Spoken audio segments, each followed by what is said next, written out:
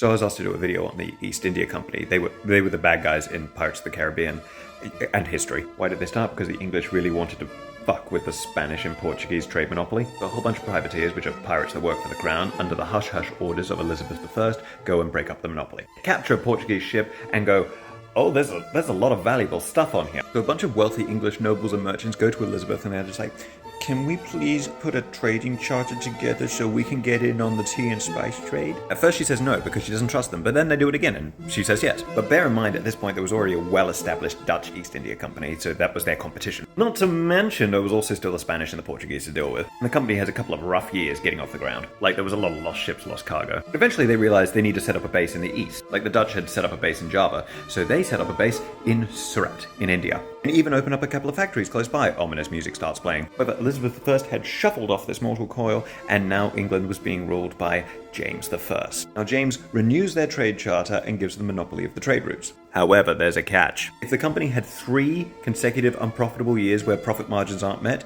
they lost their charter. This is where things get a little messy and profit comes before morals. The company went, we need a faster trade route. Now the Portuguese controlled one near the Middle East. So the company went, if we attack them and take their fort, we can use that trade route. Only problem was, England was at peace with Portugal at the time, but the company attacked it anyway. It would be like Amazon attacking somewhere in Canada. This story may need a part 2.